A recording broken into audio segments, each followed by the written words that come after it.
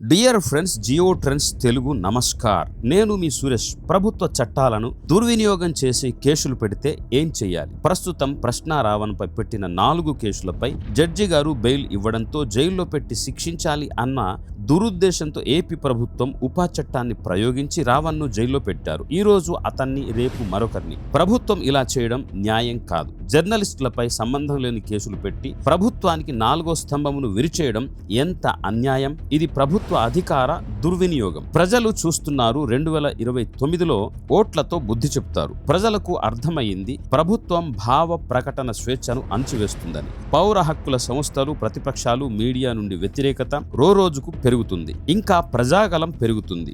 దేశంలో ఎవరు తప్పు చేసిన ముక్త కంఠంతో ప్రజలు ప్రశ్నించగలగాలి. ఇంకొకరికి ఇలా జరగకుండా ప్రజలు అప్రమత్తం కావాలి. ప్రజల్లో చైతన్యం రావాలి. వీటిపై మానవ హక్కుల కమిషన్ ఫిర్యాదు, పబ్లిక్ ఇంట్రెస్ట్ లిటిగేషన్, లీగల్ నోటీసులు, జాతీయ మానవ హక్కుల సంస్థలు UN దృష్టికి తీసుకురావడం ప్రజా ప్రయోజితం. తప్పుడు కేసులను బనాయించే అధికారులకు సైతం చట్టపరమైన కేసులు పెట్టాలి. జై భారత్, జై హింద్.